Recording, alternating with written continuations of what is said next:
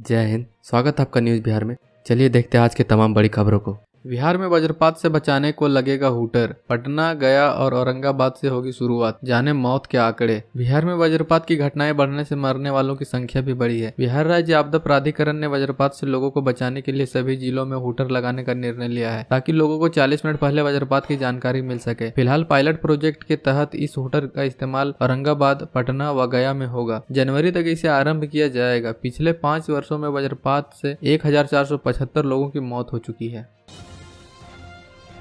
BPSC परीक्षा देकर लौटा और फांसी लगाकर बीटेक छात्र ने दे दी जान, पिता ने बताई आत्महत्या की वजह। बिहार में एक बार फिर एक छात्र ने अपनी मेहनत के अनुरूप परीक्षा में परफॉर्म नहीं कर पाने के कारण निराश होकर अपनी जिंदगी समाप्त कर ली। बीपीएससी इंजीनियरिंग की परीक्षा देकर लौटे बीटेक के छात्र निशांत कुमार ने घर के कमरे में फांसी लगाकर अपनी जान दे दी। पंचशील नगर में गुरुवार की रात बीटेक की छात्र निशांत प्रकाश उम्र 33 वर्ष ने रस्सी के सहारे पंखे से झूलकर आत्महत्या कर ली। इसकी जानकारी शुक्रवार की सुबह हुई, जब उसकी मां कमरे में झाड़ू लगाने गई थी। इसके बाद इसकी घटना स्थानीय पुलिस को दी गई। पुलिस ने अनुमंडलीय अस्पताल में पोस्टमार्टम कराकर शव परिजनों को सौंप दिया। पटना यूनिवर्सिटी के छात्र नेता बांट रहे बिरयानी और खिला रहे गोलगप्पा, जीत के लिए प्रत्याशियों ने झोंकी ताकत। पटना यूनिवर्सिटी छात्र संघ चुनाव में आचार संहिता की धज्जियां उड़ाई जा रही हैं। शुक्रवार को अलग अलग कॉलेजों में जमकर बिरयानी बांटी गई। पटना वुमेन्स कॉलेज और मगध महिला कॉलेजों में वोटरों को लुभाने के लिए बिरयानी बांटी गई। छात्र जदयू से अध्यक्ष पद के उम्मीदवार आनंद मोहन की ओर से बिरयानी बांटी जा रही है। कॉलेज के पास 2 दिनों से आइसक्रीम और गोलगप्पे फ्री में खिलाए जा रहे हैं। इसके साथ सभी छात्र संगठन चुनाव प्रचार में प्रिटेंड मेमोरियल का उपयोग कर रहे हैं, जबकि छात्र संघ चुनाव में प्रिटेंड मेमोरियल का उपयोग करना मना है। इसके बाद भी सभी छात्र संगठन प्रिटेंड मेमोरियल का उपयोग कर रहे हैं।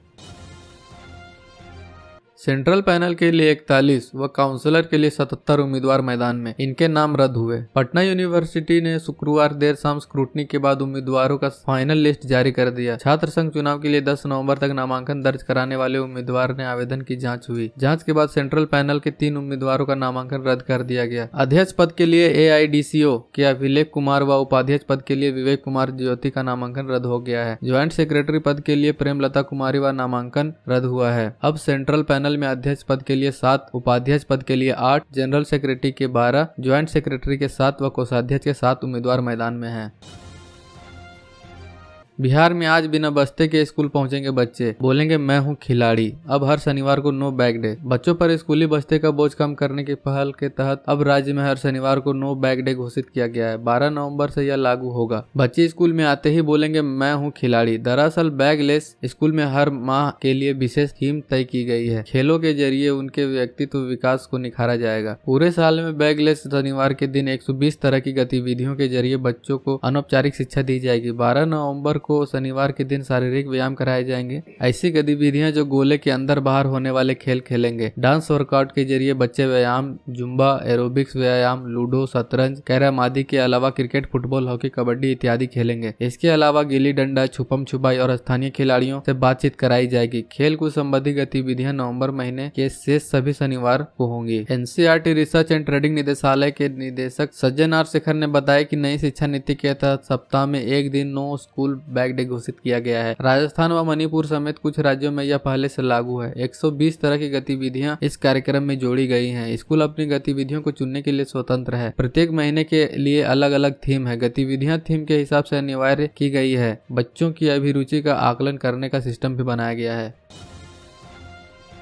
पटना में मिले डेंगू के 105 नए मरीज, 16 हुए अस्पताल में भर्ती।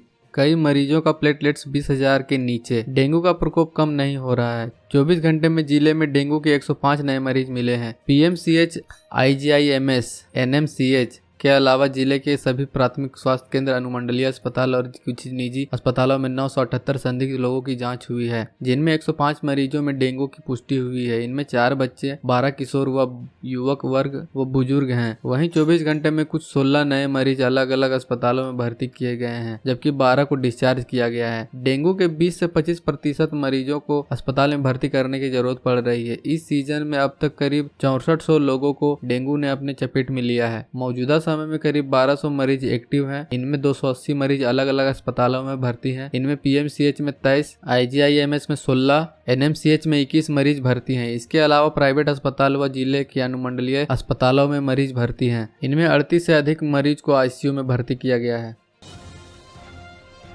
कांग्रेस ने बिहार में शराब की बिक्री शुरू कराने की मांग की। उद्योग मंत्री ने भी शराबबंदी पर सवाल उठाए। बिहार के सीएम नीतीश कुमार ने भले ही शराबबंदी लागू करने के बाद इसकी सफलता का बार बार दावा किया हो, लेकिन अब महागठबंधन की सरकार बनने के बाद जदयू संसदीय बोर्ड अध्यक्ष उपेंद्र कुशवाहा ने शराबबंदी नीति पर सवाल खड़े किए हैं। अब इस मामले पर उद्योग मंत्री समीर कुमार महासेठ और कांग्रेस विधायक प्रतिमा कुमारी ने भी शराबबंदी को लेकर सवाल उठाए हैं। बता दें कि उद्योग मंत्री समीर कुमार महासेठ शुक्रवार को वैशाली के भगवानपुर में एक निजी कार्यक्रम में भाग लेने के लिए पहुंचे थे। इस दौरान उन्होंने कहा कि बिहार में लोगों की उम्मीद के मुताबिक पूर्ण शराबबंदी नहीं हो पा रही है। लोगों की अपेक्षा पर खड़ा उतरने के लिए हम लोग असफल हैं। हालांकि राज्य सरकार चाहती है कि राज्य में पूर्ण शराबबंदी हो, लेकिन शराब माफियाओं का सरकार के समानांतर कारोबार चल रहा है, इसलिए लोग सोचते हैं कि बिहार में शराबबंदी का असर नहीं है। उन्होंने आगे कहा कि ऐसे में यह कहा जा सकता है कि लोगों की जो पूर्ण शराबबंदी की अपेक्षा है उसमें हम लोग सफल नहीं है।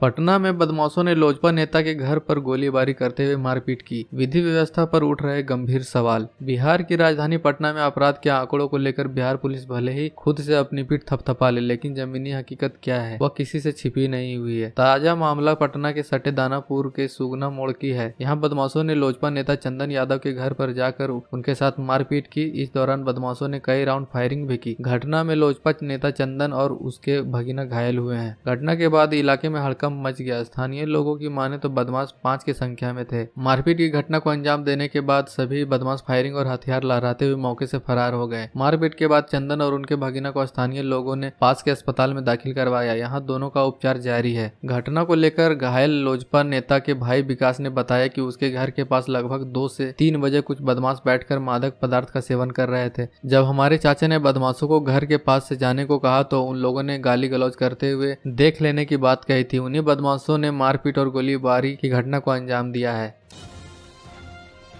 पटना के गांधी मैदान में 2 दिसंबर से लगेगा पुस्तक मेला। विशेष छूट पर मिलेगी मशहूर किताबें। पटना के ऐतिहासिक गांधी मैदान में लगभग 2 साल बाद पुस्तक मेला का आयोजन होने जा रहा है। इसको लेकर सीआरडी पटना पुस्तक मेला आयोजन समिति के प्रवक्ता मुग्धा माटे ने कहा है कि 26वां सीआरडी पटना पुस्तक मेला का आयोजन गांधी मैदान में आगामी 2 दिसंबर से 13 दिसंबर के बीच किया जाएगा। इस मेले में देश भर के बड़े बड़े प्रकाशन समूह भाग लेंगे। सीआरडी पटना पुस्तक मेला आयोजन समिति के प्रवक्ता ने आगे कहा कि इस मेले में पुस्तक प्रेमियों को विशेष पुस्तकों पर खास छूट दी जाएगी। कोरोना काल के चलते इस मेला का बीते 2 सालों से आयोजन नहीं किया गया था। उन्होंने पुस्तक प्रेमियों से इस आयोजन को सफल बनाने और भरपूर लाभ लेने की अपील की। सीतामढ़ी में बेखौफ बदमाशों ने पार्षद के घर पर गोलीबारी की। छानबीन में जुटी पुलिस। बिहार के सीतामढ़ी जिले में बेखौफ बदमाशों ने इंडो नेपाल बॉर्डर के पास स्थित बेरगनिया नगर परिषद क्षेत्र के वार्ड 4 में पार्षद के घर पर जमकर फायरिंग की। अचानक हुई गोलीबारी की घटना से इलाके में दहशत का माहौल कायम हो गया। घटना शुक्रवार शाम की है। इधर मामले की सूचना मिलने के बाद घटना स्थल पर पहुंची पुलिस ने स्थानीय लोगों से मामले के बारे में पूछताछ की। फायरिंग की घटना पार्षद दुर्गा देवी के आवास पर हुई। वारदात के बाद पार्षद के पति राकेश रंजन उर्फ विजय झा ने स्थानीय थाने में लिखित शिकायत की है। पार्षद पति ने शिकायत में आगोसी गांव के संजय चौधरी के बेटे आकाश और प्रशांत पर घर में घुसकर मारपीट और 1 लाख रुपए के सोने की चेन छीनने का आरोप लगाया है। शिकायत में पार्षद पति ने लिखा है कि संजय चौधरी, आकाश और प्रशांत ने लूटपाट करने के बाद दहशत फैलाने के लिए गोलीबारी भी की। मामले की जानकारी मिलने के बाद बैरगनिया पुलिस ने घटना स्थल पर पहुंचकर मामले की पड़ताल की। थानाध्यक्ष ने बताया कि पार्षद पति विजय झा ने लिखित शिकायत की है। प्राथमिकी दर्ज कर लिया गया है। नामजदों के अलावा 20-25 अज्ञात के खिलाफ भी मामला दर्ज किया गया है। फिलहाल मामले की जांच जारी है। जांच पूरी होने के बाद दोषियों के खिलाफ कड़ी से कड़ी कार्रवाई की जाएगी। एबीवीपी ने चलाया सघन चुनाव प्रचार अभियान। वोटरों को दिया हर मुद्दे पर साथ निभाने का आश्वासन। पटना विश्वविद्यालय के छात्र संघ का चुनाव 19 नवंबर को होगा और इसी दिन काउंटिंग की प्रक्रिया होगी। 7 नवंबर से 10 नवंबर के बीच नामांकन हुई थी। पटना विश्वविद्यालय छात्र संघ चुनाव में अखिल भारतीय विद्यार्थी परिषद की ओर से प्रगति राज को अध्यक्ष का उम्मीदवार बनाया गया है, जबकि प्रतिभा कुमारी मिश्रा उपाध्यक्ष, महासचिव पद के लिए विपुल कुमार, संयुक्त सचिव के लिए रवि करण कुमार और कोषाध्यक्ष पद के लिए वैभव सिंह चुनावी मैदान में हैं। इन सभी छात्र नेताओं ने आज जमकर चुनाव प्रचार प्रसार किया। सीएम नीतीश कुमार बोले, बच्चों को ठीक से पढ़ाइए, बढ़ाएंगे वेतन, गड़बड़ी करने वालों को नौकरी से निकाला जाएगा। शिक्षा दिवस के मौके पर राजधानी के श्री कृष्ण मेमोरियल हॉल में एक विशेष कार्यक्रम का आयोजन किया गया था। इस कार्यक्रम में बिहार के मुख्यमंत्री नीतीश कुमार और शिक्षा मंत्री प्रोफेसर चंद्रशेखर ने भाग लिया। कार्यक्रम को संबोधित करते हुए नीतीश कुमार ने शिक्षकों को साफ तौर खुले मंच पर कहा कि बच्चों को मन लगाकर पढ़ाइए। सभी लोगों पर शिक्षा विभाग की नजर बनी हुई है। मन लगाकर काम करने वाले शिक्षकों का वेतन बढ़ाया जाएगा, जबकि जो शिक्षक बच्चों को ठीक से नहीं पढ़ाएंगे उनको नौकरी से निकाला जाएगा। मुख्यमंत्री नीतीश कुमार ने आगे कहा कि उनके कार्यकाल में थोक में शिक्षकों की भर्ती हुई है और आगे भी बहाली होगी। युवा थोड़ा धैर्य रखें, काम जारी है, सभी वादों को पूरा करेंगे। सीएम ने आगे कहा कि जहां भी जाता हूं लोग नौकरी की मांग करते हैं। मैंने अधिकारियों से बहाली के काम में तेजी लाने को कहा। 2005 से पहले कितने शिक्षक थे, हमने थोक में बहाली की है। इसके साथ ही मुख्यमंत्री ने अभिभावकों से कहा कि आप लोग अपने बच्चों को, चाहे वो लड़का हो या लड़की, खूब अच्छे से पढ़ाइए, चिंता मत कीजिए।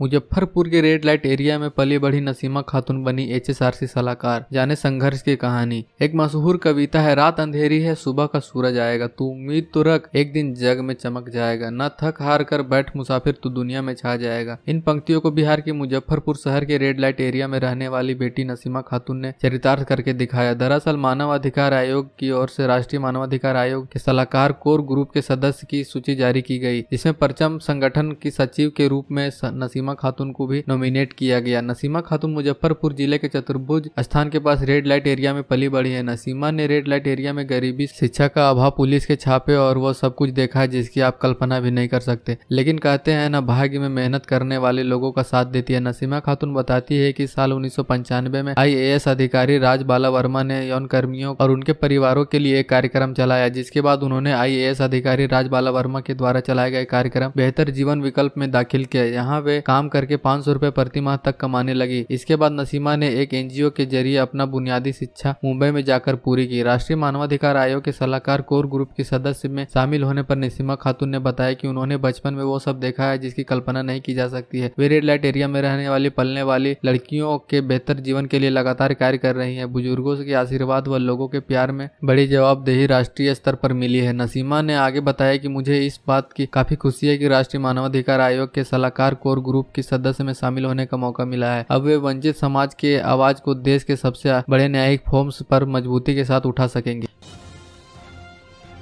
ABVP का दावा, 5 सीटों पर होगी जीत, वर्तमान कमेटी विफल, साल भर किया जुमलेबाजी। छात्र संघ का चुनाव प्रचार शुरू होने के साथ ही पटना विश्वविद्यालय के कॉलेजों में राजनीतिक तापमान काफी बढ़ गया है। इधर ABVP पूरी ताकत से छात्र छात्राओं के बीच बैठ बनाने में लगी है। छात्र संघ चुनाव को लेकर क्लास में लेकर कॉरिडोर, अच्छे नेता के चयन को लेकर चर्चा चल रही है। संघ का दावा है कि वो 5 सीटों पर चुनाव जीत रही है। पहली बार महिला कैंडिडेट पर दाव खेल रही ABVP की उपाध्यक्ष कैंडिडेट प्रतिभा कुमारी ने बताया कि 2017 में ABVP में एडमिशन लिया, अभी वाणिज्य कॉलेज से मास्टर कर रही हैं। इतने वर्षों में उन्हें जो परेशानी झेली है उसका समाधान वो दूसरे छात्रों को देंगे। उन्होंने कहा है कि वो नेता नहीं, छात्र प्रतिनिधि बनकर सेंट्रल कमेटी में आना चाहते। ABVP की कैंडिडेट प्रतिभा ने बताया कि छात्रावास से निकलते ही लड़के छेड़ना शुरू कर देते हैं। कॉलेज प्रबंधन और छात्र संघ मिलकर सेफ कैंपस छात्राओं को नहीं दे पाए। हमारी प्राथमिकता में सेफ कैंपस शामिल है। इसके साथ ही रेगुलर सेशन समय पर एडमिट कार्ड से लेकर परीक्षा में किसी भी परेशानी को लेकर हम छात्र हित में खड़े रहेंगे। उन्होंने कहा कि वर्तमान छात्र संघ कमेटी पूरी तरह से विफल है। छात्र संघ चुनाव जीतने के बाद से नेता गायब हो जाते हैं, कोई काम नहीं हुआ, परेशानी में मदद के लिए इधर उधर भटकते रहते हैं। पूरे साल जाप ने केवल जुमलेबाजी की है। वो अपने को नेता कहते हैं, मैं नेता नहीं, छात्रों की प्रतिनिधि हूँ।